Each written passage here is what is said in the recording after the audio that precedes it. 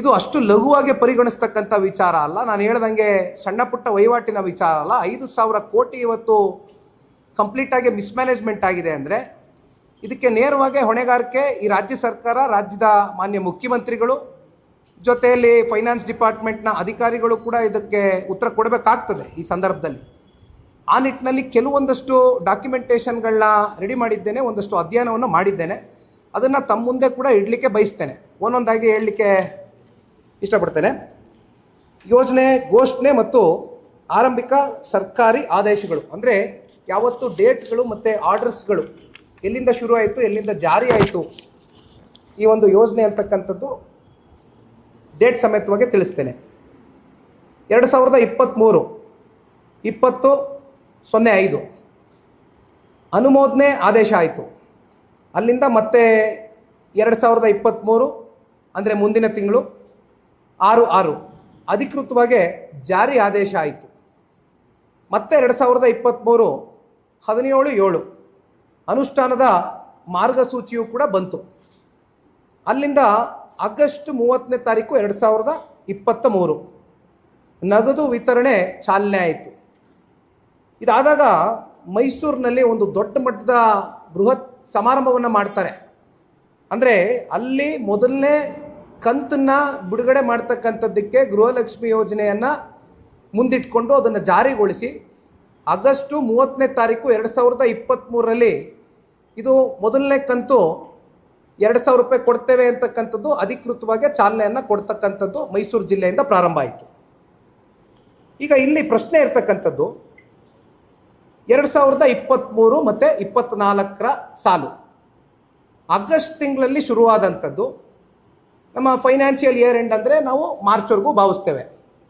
So ಆಗಸ್ಟ್ರಿಂದ March ಅಂತಕ್ಕಂಥದ್ದನ್ನ ನಾವು ಲೆಕ್ಕಾಚಾರ ಮಾಡಿ ಹೇಳ್ತಕ್ಕಂಥದ್ದಾದರೆ ಸರಿ ಸುಮಾರು 8 ತಿಂಗಳು ಮೊದಲನೇ ವರ್ಷ ಅಂದರೆ 8 ಕಂತು ಪೇಮೆಂಟ್ ಕೊಟ್ಟಿದ್ದಾರೆ. ನಮ್ಮದೇನು ತಕರಾರಿಲ್ಲ, ಪೇಮೆಂಟ್ ಹೋಗಿದೆ ಅಂತಕ್ಕಂಥದ್ದು ನಮ್ಮ ಗಮನಕ್ಕೆ ಬಂದಿರತಕ್ಕಂಥ ವಿಚಾರ. ಇಲ್ಲಿ ನಮ್ಮ ತಕರಾರು ನಾವೆಲ್ಲಿ ರೈಸ್ ಮಾಡ್ತಾ ಇದ್ದೀವಿ ಜನರ ಪರವಾಗಿ ಅಂದರೆ 2024 ಮತ್ತು 25ರ ಸಾಲು ಆರ್ಥಿಕ ವರ್ಷ.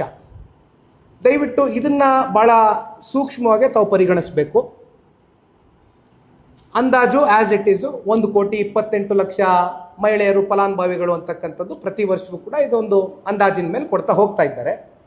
ಇಲ್ಲಿ ಪ್ರಶ್ನೆಯಲ್ಲಿ ಉದ್ಭವ ಆಗ್ತಾ ಇದೆ ಅಂದರೆ 2024-25ರ ಸಾಲಿನಲ್ಲಿ ಕೇವಲ 10 ತಿಂಗಳು ಕಂತು ಮಾತ್ರ ಕೊಟ್ಟಿದ್ದಾರೆ. ತಿಂಗಳಿಗೆ 1 ಕಂತು, 12 ತಿಂಗಳಿಗೆ 12 ಕಂತು. 12 ಕಂತು ಕೊಡುವಂಥ ಕಡೆ ಸಾಲು 2024-25ರಲ್ಲಿ ಫೆಬ್ರವರಿ ಮತ್ತು ಮಾರ್ಚ್, ದಯವಿಟ್ಟು ನೋಟ್ ಮಾಡ್ಕೊಳ್ಳಿ, ಫೆಬ್ರವರಿ ತಿಂಗಳು ಮತ್ತು ಮಾರ್ಚ್ ತಿಂಗಳು ಇವೆರಡೂ ತಿಂಗಳ ಹಣಕಾಸು ಹೆಚ್ಚು ಕಮ್ಮಿ ಸರಿಸುಮಾರು 5,000 ಕೋಟಿಯಷ್ಟು 2 ತಿಂಗಳ ಹಣಕಾಸು ಗೃಹಲಕ್ಷ್ಮಿ ಯೋಜನೆ ಹೆಣ್ಣು ಮಕ್ಕಳ ಖಾತೆಗಳಿಗೆ ಜಮಾ ಆಗಲಿಲ್ಲ. 2024-25 10 ತಿಂಗಳು ಕಂತು ಕೊಟ್ಟಿರೋದು. ಅಲ್ಲಿಂದ ಮುಂದೆ ಹೋಗ್ತೀನಿ. ಎಸ್, ಬಹಳ ಮುಖ್ಯವಾದಂಥ ವಿಚಾರ ಏನಂದರೆ ಬಡ್ಜೆಟ್ನಲ್ಲಿ ಪ್ರಾವಿಷನನ್ನು ತೋರಿಸ್ಕೊಂಡಿದ್ದಾರೆ.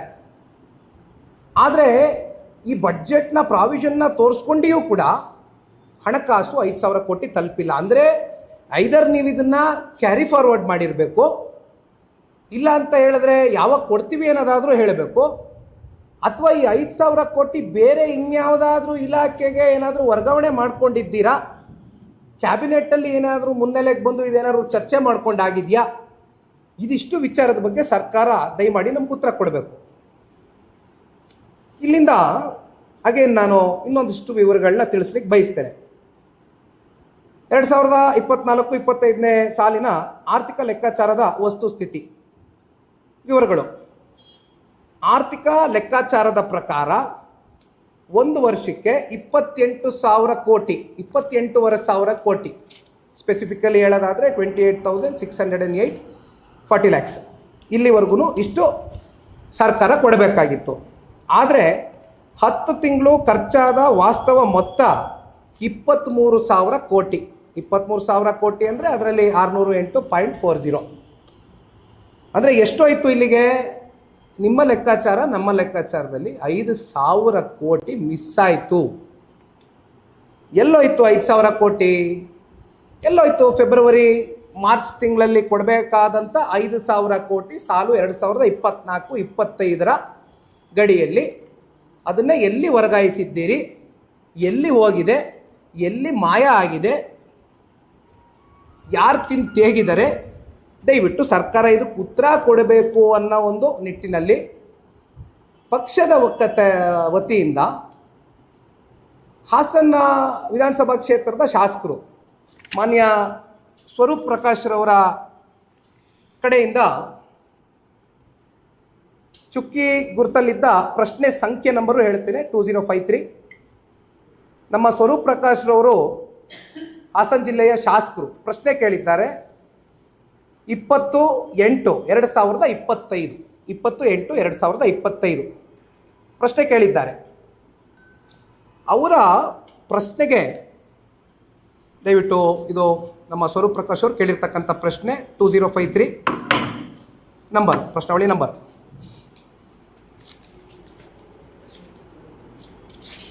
ಕೊನೆಗೆ ಉತ್ತರ ನೀಡಿದ್ರು ಮಾನ್ಯ ಮಹಿಳಾ ಮತ್ತು ಮಕ್ಕಳ ಕಲ್ಯಾಣ ಇಲಾಖೆಯ ನಮ್ಮ ಏನು ಮಂತ್ರಿಗಳಿದ್ದಾರೆ ಹೆಣ್ಮಗಳು, ಅದಕ್ಕೆ ಇರಲಿ ಅವ್ರ ಹೆಸರು ಬೇಡ, ಜನಕ್ಕೆ ಗೊತ್ತಿದೆ. ಉತ್ತರ ನೀಡಿದ್ರು. ಉತ್ತರ ಏನಂತ ನೀಡ್ತಾರೆ? ಲಿಖಿತ ಉತ್ತರ ಸರ್ಕಾರ ಕೊಡುತ್ತೆ. ಯೋಜನೆ ಆರಂಭವಾಗದಿನಿಂದನೂ ಜೂನ್ 2025 ಒಟ್ಟು 21 ಕಂತುಗಳು. ದಯವಿಟ್ಟು ಇದು ನೋಟ್ ಮಾಡ್ಕೊಳ್ಳಿ ಪಾಯಿಂಟು. ಅವ್ರ ಕಡೆಯಿಂದ ಲಿಖಿತ ಉತ್ತರ ಬಂದಿರೋದು, ಮಂತ್ರಿಗಳ ಕಡೆಯಿಂದ, ಸರ್ಕಾರದ ಕಡೆಯಿಂದ. 21 ಕಂತುಗಳು ಜೂನ್ 25 ಹಣ ಬಿಡುಗಡೆ ಮಾಡಲಾಗಿದೆ ಎಂದು ಸರ್ಕಾರ ಜಿಲ್ಲಾವಾರು ಅಂಕಿ ಅಂಶಗಳು ಅನುಬಂಧ 1 ಮತ್ತು 2 ಸಮೇತ ಲಿಖಿತ ಉತ್ತರ ನೀಡಿತು. ಎಷ್ಟು? 21 ಕಂತು ಕೊಟ್ಟಿದ್ದೀವಿ ಅಂತ ಹೇಳ್ತದೆ ಸರ್ಕಾರ ಲಿಖಿತ ಉತ್ತರದಲ್ಲಿ. ಫ್ಲೋರ್ ಆಫ್ ದ ಹೌಸಲ್ಲಿ, ಎಸ್, ಫ್ಲೋರ್ ಆಫ್ ದ ಹೌಸಲ್ಲಿ. ಆದರೆ ಈ ಅಧಿಕೃತ ದಾಖಲೆಯನ್ನು ಸೂಕ್ಷ್ಮವಾಗಿ ವಿಶ್ಲೇಷಣೆ ಮಾಡಿದಾಗ ಸರ್ಕಾರದ ಅಸಲಿ ಕಳ್ಳಾಟ ಬಯಲಿಗೆ ಬರುತ್ತೆ. ಯೋಜನೆ ಆರಂಭವಾದ 2023-24 ಸಾಲಿನಲ್ಲಿ 8 ಕಂತುಗಳು ನೀಡಿದ್ದು ಸರ್ಕಾರ. Okay, we are not having any issues about it, ನಮ್ದೇನು ತಕರಾರಿಲ್ಲ. ಆ ನಂತರದ ತಕರಾರು ಇರ್ತಕ್ಕಂಥದ್ದು, ಇಶ್ಯೂ ರೇಸ್ ಆಗಿರ್ತಕ್ಕಂಥದ್ದು 2024-25 ಸಾಲಿನಲ್ಲಿ ವಿತರಿಸಿರುವುದು ಕೇವಲ 10 ತಿಂಗಳ ಕಂತು ಮಾತ್ರ.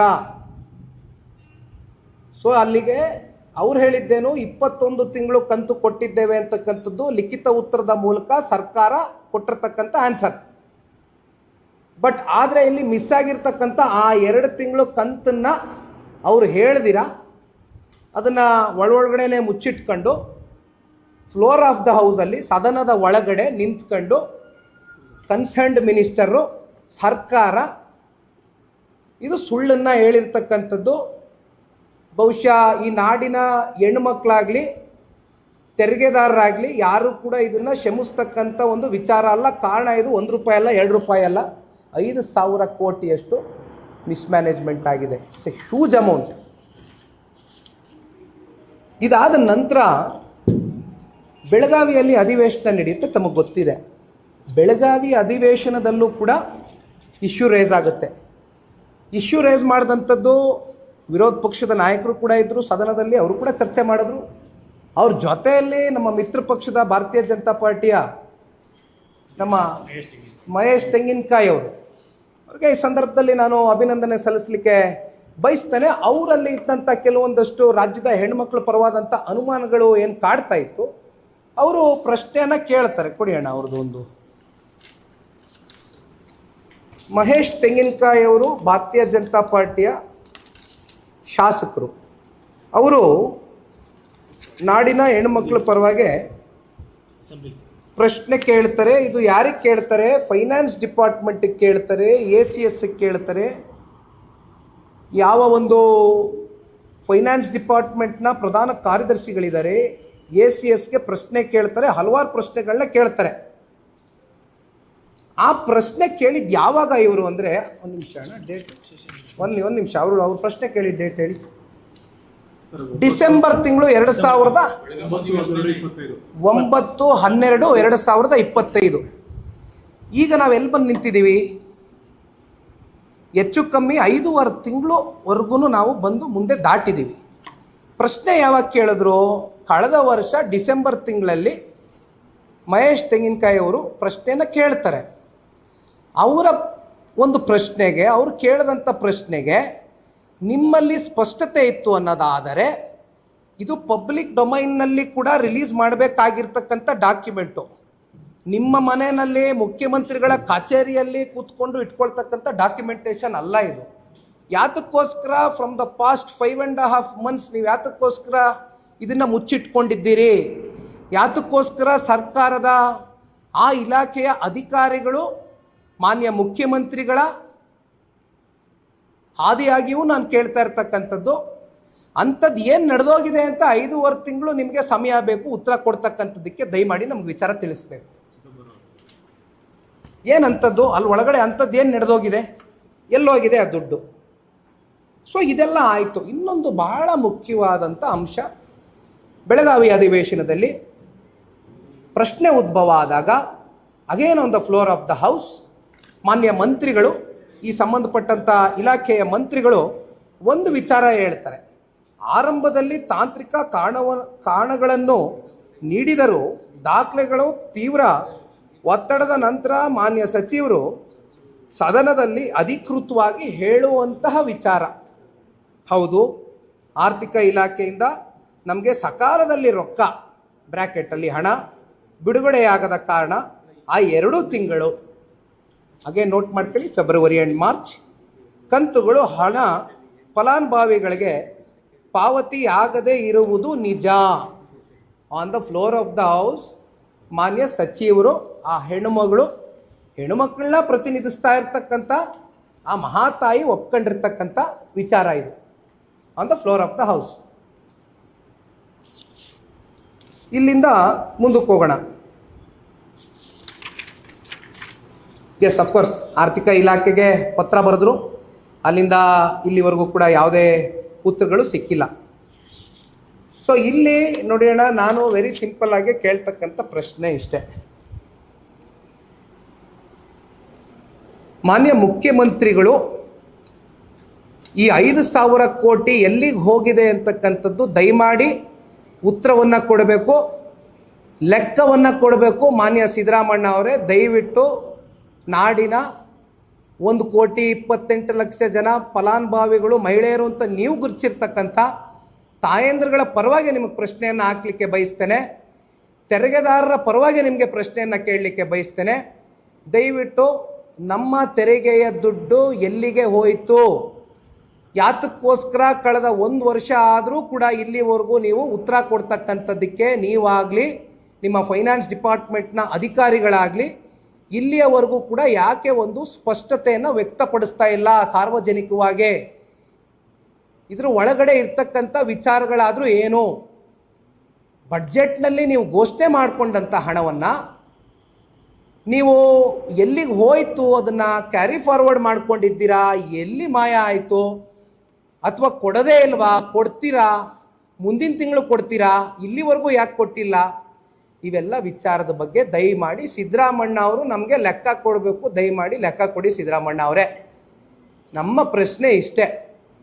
ಇದ್ರ ಮಧ್ಯೆ ಆಕ್ರೋಶಭರಿತವಾದಂಥ ನೊಂದಿರ್ತಕ್ಕಂಥ ಹೆಣ್ಮಕ್ಳು, ಆ ಹೆಣ್ಮಕ್ಳಿಗೆ ನಾನು ಅಭಿನಂದನೆ ಸಲ್ಲಿಸಬೇಕಾಗ್ತದೆ.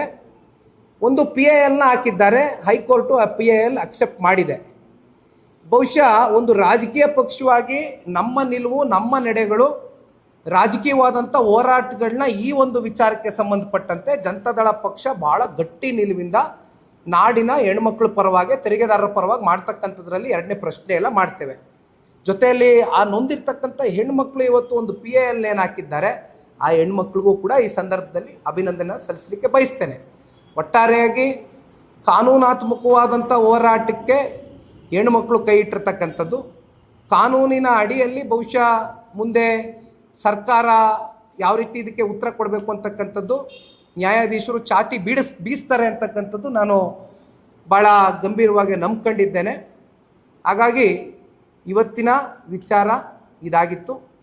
5,000 ಕೋಟಿ ಎಲ್ಲಿಗೆ ಹೋಗಿದೆ ಅಂತಕ್ಕಂಥದ್ದು ನಮಗೆ ಗೊತ್ತಿಲ್ಲ. ದಯಮಾಡಿ ಸರ್ಕಾರದ ಕಡೆಯಿಂದ ಮಾನ್ಯ ಮುಖ್ಯಮಂತ್ರಿಗಳು ತಿಳಿಸ್ಬೇಕು, ಅಥವಾ ಫೈನಾನ್ಸ್ ಡಿಪಾರ್ಟ್ಮೆಂಟ್ನ ಅಧಿಕಾರಿಗಳು ಕೂಡ ನಮ್ಮ ಮಿತ್ರ ಪಕ್ಷದ ಶಾಸಕರು ಕೇಳಿರ್ತಕ್ಕಂಥ ಪ್ರಶ್ನೆಗೆ ಇನ್ನೂ ಕೂಡ 5.5 ತಿಂಗಳಿಂದ ಉತ್ತರ ಸಿಕ್ಕಿಲ್ಲ. ಸ್ವರೂಪ್ರವರು ಕೇಳಿರ್ತಕ್ಕಂಥ ಪ್ರಶ್ನೆಗೆ ತಪ್ಪುತ್ತರ ಸಿಕ್ಕಿದೆ.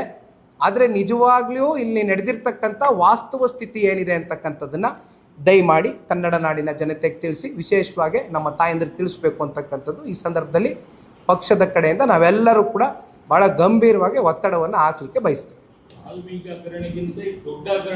ಹೇಳಿದ್ನಲ್ಲಣ್ಣ, ಅದೇದೋ 150, 189 ಅಂದ್ರೆ ಇಲ್ಲಿ 5,000 ಕೋಟಿ, ಅದಕ್ಕೆ ಹೇಳ್ತಾ ಇರೋದು. ಇದ್ರ ಪ್ರಮಾಣ ನಾವು ಲೆಕ್ಕ ಮಾಡೋಕ್ಕೆ ಆಗಲ್ಲ.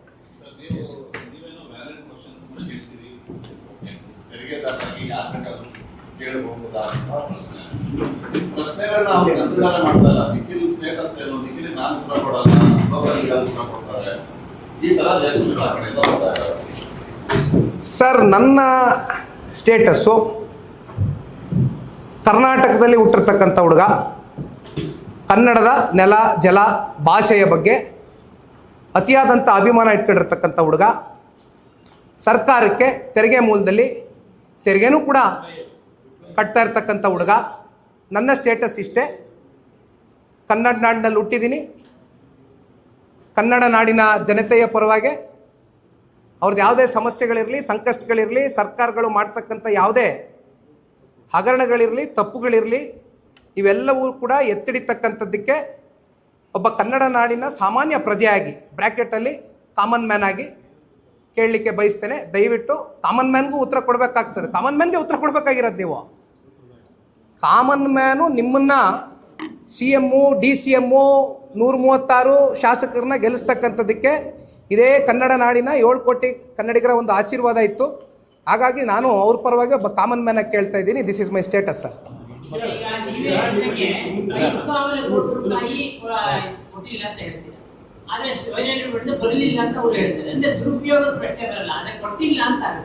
ಕೊಟ್ಟಿಲ್ಲ ಅಂದ್ರೆ ಎಲ್ಲಿಗೆ ಹೋಯ್ತು? ರಿಲೀಸೇ ಮಾಡಿಲ್ಲ ಅಂದ್ರೆ ಎಲ್ಲಿಗೆ ಹೋಯ್ತು? ಸ್ಪಷ್ಟತೆ ಕೊಡು ಅಣ್ಣ. ಬಡ್ಜೆಟ್ ಅಲ್ಲಿ ಪ್ರಾವಿಷನ್ ಆದ್ಮೇಲೆ ಹಣ ಎಲ್ಲಿ ಮಂಗಮಾಯ ಆಯ್ತು? ಯಾತಕ್ಕೋಸ್ಕರ ಬಳಕೆ ಮಾಡ್ಕೊಂಡಿದ್ದೀರಾ ಈಗ? ಯಾಕೆಂದ್ರೆ ಇದೇನು ಹೊಸದೇನಲ್ಲ ಕಾಂಗ್ರೆಸ್ ಅವ್ರಿಗೆ. SCP TSP ಹಣ ಪ್ರತಿ ವರ್ಷ ಎಷ್ಟೆಷ್ಟು ಸಾವಿರ ಕೋಟಿ ಬಳಕೆ ಬೇರೆ ಬೇರೆ ಕಡೆ ಬಳಕೆ ಮಾಡ್ಕೊಂಡಿರ್ತಕ್ಕಂಥದ್ದು ನೋಡಿದ್ದೀವಿ. ಇನ್ನು ಎಷ್ಟು ನಿಗಮದ ಹಣಗಳು, ಆ ನಿಗಮದ ಆಯಾ ಸಮಾಜದ ಅಭಿವೃದ್ಧಿಗೆ ಇಟ್ಟಿರ್ತಕ್ಕಂಥ, ಕಲ್ಯಾಣಕ್ಕೆ ಇಟ್ಟಿರ್ತಕ್ಕಂಥ ಹಣಗಳು ಬೇರೆ ಬೇರೆ ಕಡೆ ವರ್ಗಾವಣೆ ಮಾಡ್ಕೊಂಡಿರ್ತಕ್ಕಂಥದ್ದು ನೋಡಿದ್ದೀವಿ. ಒಪ್ಕೊಂಡಿದಾರಲ್ಲ, ಅದೇ ರೀತಿ ಇದನ್ನು ಏನು ಮಾಡಿದ್ದೀರಾ ಅಂತ ದಯವಿಟ್ಟು ಜನರ ಮುಂದೆ ಇಡಿ, ಒಪ್ಕೊಳ್ಳಿ. ಎಲ್ಲೂ ಆಗಿದೆ ದುಡ್ಡು ಕೊಡ್ತೀರಾ? ಬಡ್ಜೆಟ್ ಪ್ರಾವಿಷನ್ ಆದಮೇಲೂ ಕೂಡ ಯಾಕೆ ದುಡ್ಡು ಕೊಟ್ಟಿಲ್ಲ? ದುಡ್ಡು ಎಲ್ಲಿಗೋಯ್ತು? ಮುಂದೇನಾದ್ರು ಕೊಡ್ತೀರಾ? ಇನ್ನೊಂದು 2 ತಿಂಗಳು ಬಿಟ್ಕೊಂಡು ಕೊಡ್ತೀರಾ? ಫೆಬ್ರವರಿ ಮಾರ್ಚ್ 2024-25 ಸಾಲ ದುಡ್ಡು ಎಲ್ಲೋಯ್ತು? ಇಷ್ಟೇ ಪಾಯಿಂಟ್. ಲೆಕ್ಕ ಕೊಡಿ ಸಿದ್ದರಾಮಯ್ಯ.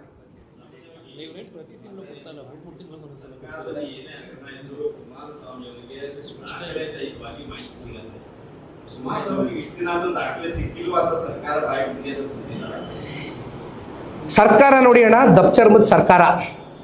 ಅವ್ರಿಗೆ ಒಂದು ಉದ್ದಟತನ ತಲೆಯಲ್ಲಿ ಏನು ಕೂತ್ಕೊಬಿಟ್ಟಿದೆ.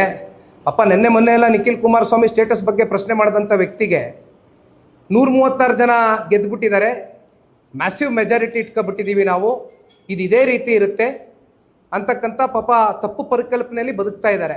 ಇದರಿಂದ ಹೊರಗಡೆ ಬರಬೇಕು. ತಾವೊಂದು ಪ್ರಶ್ನೆ ಕೇಳಿದ್ರಿ, ಎಲ್ಲದಕ್ಕೂ ಸಮಯ ಕೊಡಬೇಕು. ಸಮಯ ಅತಿರೇಕಕ್ಕೆ ಹೋಗಿದೆ. 1 ವರ್ಷಕ್ಕೂ ಅಧಿಕ ಆದರೂ ಕೂಡ ಇಲ್ಲಿವರೆಗೂ ಈ ಪ್ರಶ್ನೆಗಳು ಉದ್ಭವ ಆಗಿ ಇದಕ್ಕೆ ಸಿಕ್ಕಬೇಕಾಗಿರ್ತಕ್ಕಂಥ ಉತ್ತರ ಜನತೆಗೆ ಸಿಕ್ಕಿಲ್ಲ. ಹಾಗಾಗಿ ಇವತ್ತು ದಾಖಲೆ ಸಮೇತವಾಗಿ ಯಾವ ದಿನಾಂಕದಲ್ಲಿ ಏನೇನು ಇವರು ಘೋಷಣೆ ಮಾಡ್ಕೊಂಡಿದ್ರು, ಯಾವ್ಯಾವ ವರ್ಷದಲ್ಲಿ ಎಷ್ಟೆಷ್ಟು ಪ್ರಾವಿಷನ್ ಮಾಡ್ಕೊಂಬಂದಿದ್ದಾರೆ, ಎಲ್ಲಿ ಮಿಸ್ಪ್ಲೇಸ್ಗಳಾಗಿದೆ ದುಡ್ಡು, ಇದ್ರ ಬಗ್ಗೆ ಸಂಪೂರ್ಣ ವಿವರ ಕೊಟ್ಟಿದ್ದೀನಿ. ಇನ್ನು ಮುಂದೆ ಸರ್ಕಾರ ಇದು ಉತ್ತರ ಕೊಡಬೇಕು.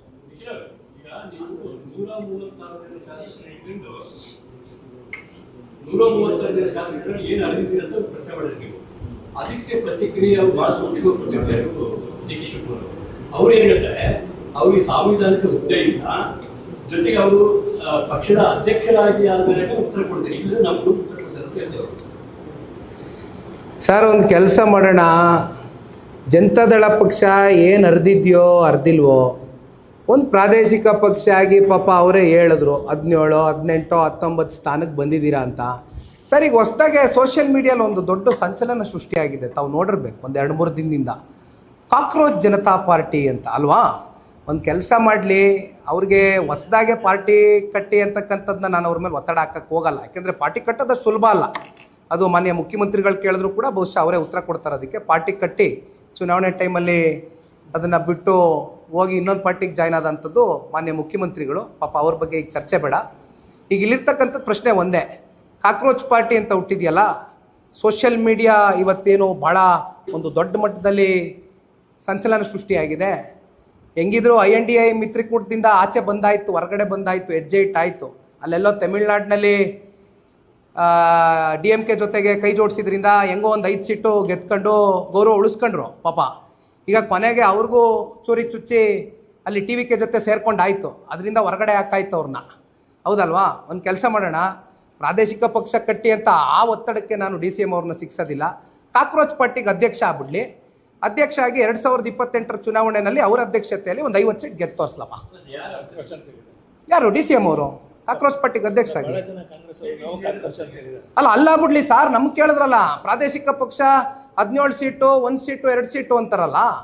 ಈಗ ಅವ್ರಿಗೆ ಯಾಕೆ ಒತ್ತಡ? ಒಂದು ಪ್ರಾದೇಶಿಕ ಪಕ್ಷ ಸಪ್ರೇಟಾಗಿ ಯಾಕೆ ಕಟ್ಟಿ ಅನ್ನೋದು ಒಂದು ಸಂಚಲನ ಸೃಷ್ಟಿಯಾಗಿದೆಯಲ್ಲ. ಯಾಕೆ ಇದು ಹೇಳ್ತಾ ಇದ್ದೀನಿ ಗೊತ್ತಾ? ನಿನ್ನೆ ಫ್ರೀಡಮ್ ಪಾರ್ಕಲ್ಲಿ ನಿಂತ್ಕೊಂಡು ಮಾನ್ಯ ಮುಖ್ಯಮಂತ್ರಿಗಳು I am ಕಾಕ್ರೋಚ್ ಅಂತ T-ಶರ್ಟ್ ಬಿಡುಗಡೆ ಮಾಡ್ತಾರೆ ಸರ್. I am ಕಾಕ್ರೋಚ್ ಅಂತ T-ಶರ್ಟ್ ಬಿಡುಗಡೆ ಮಾಡ್ತಾರೆ. ಸೊ ಎಂಥ ದುರಂತ ಅಂದರೆ ಕಾಂಗ್ರೆಸ್ ಪಕ್ಷದ್ದು ಸೋಷಿಯಲ್ ಮೀಡಿಯಲ್ಲಿ ಆಗಿರ್ತಕ್ಕಂಥ ಒಂದು ಸಂಚಲನ ಏನಿದೆ, ಅದು ಏನೂ ಎತ್ತ ಆಳ ಅಗಲ ಡೀಪ್ ಅನಾಲಿಸಿಸ್ ಮಾಡ್ದಿರಾ ಹೋಗಿ ಆ T-ಶರ್ಟ್ ಇಟ್ಕೊಂಡು ನಿಂತ್ಕೋತಾರೆ ಅಂದರೆ, ಅಲ್ಲಿ INDI ಮಿತ್ರಕೂಟದಿಂದ ಹೊರಗಡೆ ಹಾಕಿದ್ಮೇಲೆ ಇನ್ಯಾವ ಹೀನಾಮಾನದ ಸ್ಥಿತಿ ಕಾಂಗ್ರೆಸ್ನವ್ರು ಬಂದ್ಬಿಟ್ಟಿದ್ದಾರೆ ಅಂತ ಪಾಪ ನಾನು ನೋಡಿದ್ರೆ ಅವ್ರ ಪರವಾಗಿ ನನಗೆ ಆತಂಕ ಆಗ್ತದೆ. ಅದಕ್ಕೆ ಅಲ್ಲೇ ಅಧ್ಯಕ್ಷ ಆಗಿ ಒಂದು 50 ಸೀಟ್ ಗೆದ್ದು ತೋರಿಸಿ ಆಯ್ತು ಅಣ್ಣ. ಬೇರೆ ಏನಾರು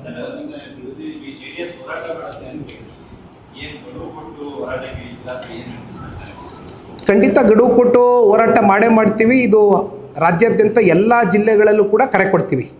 ಇದು ಕೇವಲ ಬೆಂಗಳೂರು ನಗರಕ್ಕೆ ಸೀಮಿತವಾಗಿರ್ತಕ್ಕಂಥದ್ದಲ್ಲ. ಕರೆ ಕೊಡ್ತೀವಿ, ಒಂದು ಗಡುವು ಕೊಡ್ತೀವಿ. ನೀವು ಹೇಳ್ದಂಗೆ ಒಂದು ಟೈಮ್ ಲೈನ್ ಫಿಕ್ಸ್ ಮಾಡ್ತೀವಿ. ಈ ಟೈಮ್ ಲೈನ್ ಒಳಗಡೆ ಸರ್ಕಾರ ಉತ್ತರ ಕೊಡದೆ ಹೋದರೆ ಉಗ್ರವಾದಂಥ ಹೋರಾಟ, ಪ್ರತಿಭಟನೆಗಳು ಜನತಾದಳ ಪಕ್ಷ ಮಾಡೇ ಮಾಡುತ್ತೆ. ಅನುಮಾನ ಇಲ್ಲ.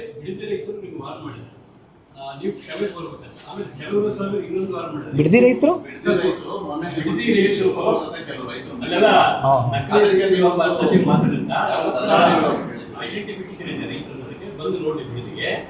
ಕ್ಷಮೆ ಕೋರಬೇಕು ಅಂತ ನಿಮಗೆ ಒಂದು.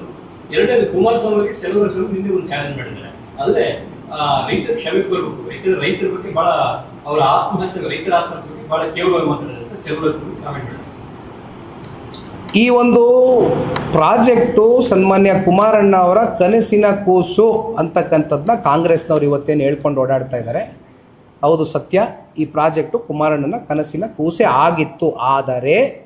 ಆದರೆ ಕೃಷ್ಣಾ ಕಚೇರಿಯಲ್ಲಿ ಸನ್ಮಾನ್ಯ ಕುಮಾರಣ್ಣ ಅವರು ಮುಖ್ಯಮಂತ್ರಿಗಳಾಗಿದ್ದಾಗ ರೈತ ಮುಖಂಡರು, ರೈತ ಮಹಿಳೆಯ ಮುಖಂಡರುಗಳು ಭಾಳ ಜನ ಬಿಡದಿ ಭಾಗದಿಂದ ಕುಮಾರಣ್ಣ ಅವ್ರನ್ನ 3 ಬಾರಿ ಭೇಟಿ ಮಾಡಿದ್ದಾರೆ ಕೃಷ್ಣ ಕಚೇರಿಯಲ್ಲಿ. ಆ 3ನೇ ಸಭೆಯಲ್ಲಿ ಕೂತು ಕುಮಾರಣ್ಣ ಅವರು ಸೌಹಾರ್ದಿತವಾಗಿ ಭೇಟಿ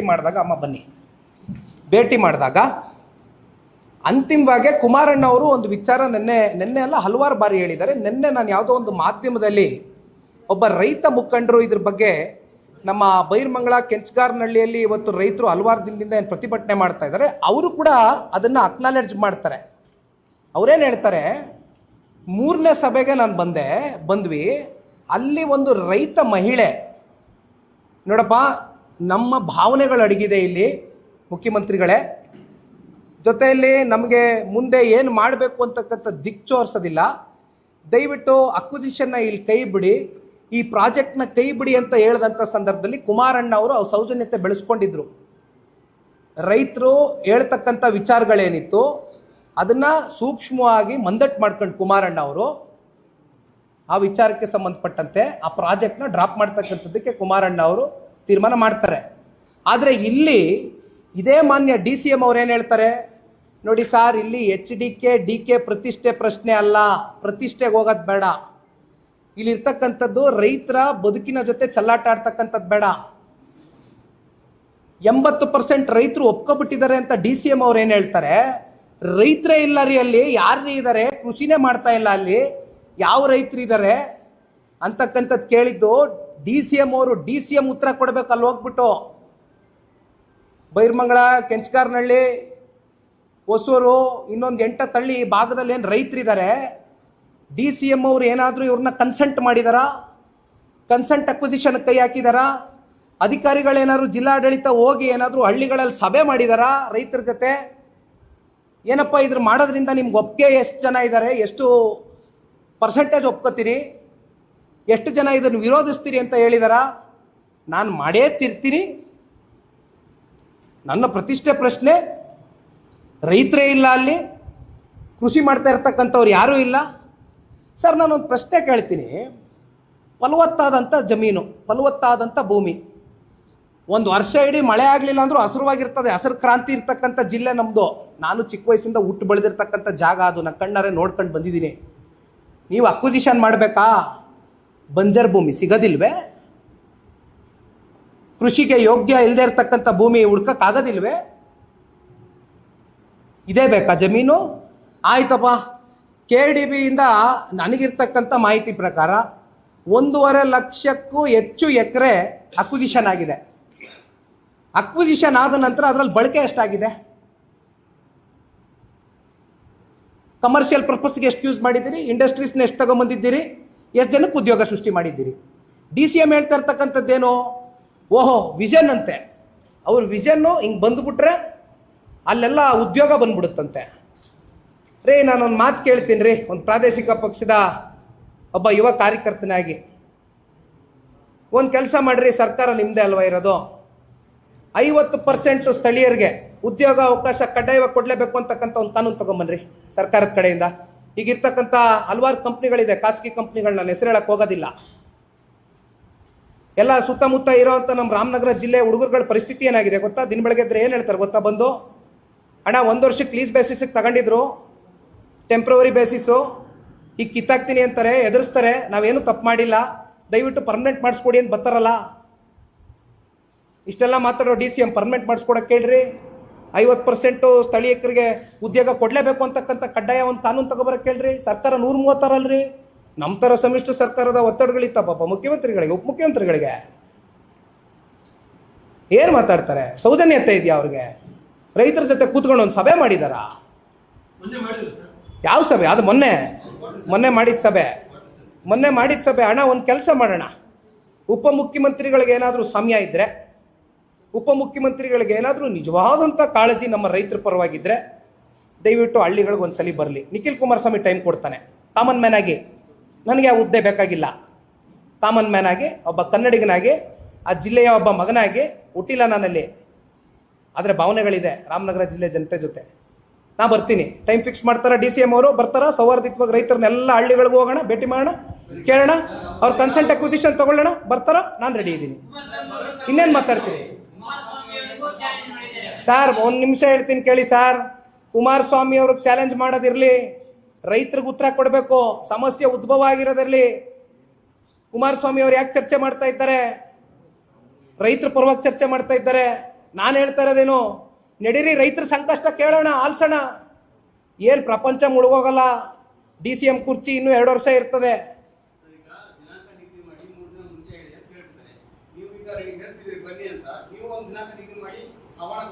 ನೋಡ್ರಿ, HDK ವರ್ಸಸ್ DK ಕೂತ್ಕೊಂಡ್ರೆ ಯಾವುದು ಇತ್ಯರ್ಥ ಆಗೋದಿಲ್ಲ.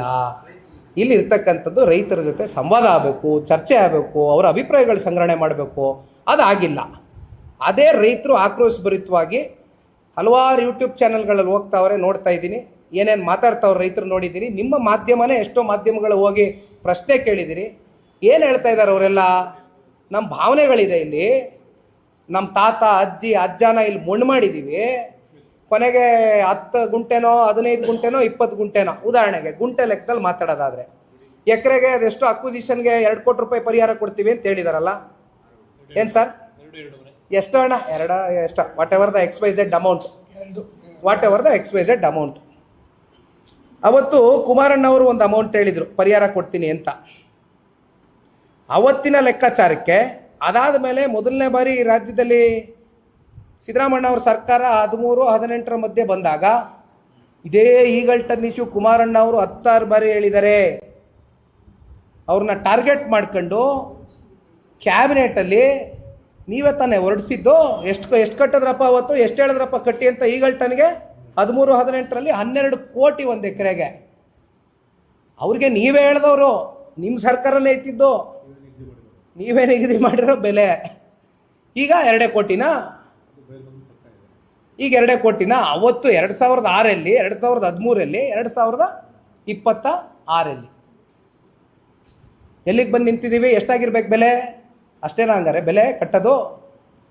ಆಯಿತು, 10 ಗುಂಟೆ 15 ಗುಂಟೆ 20 ಗುಂಟೆ ಇಟ್ಕೊಂಡಿರ್ತಕ್ಕಂಥವ್ರು ಯಾರು ಸ್ವಾಮಿ?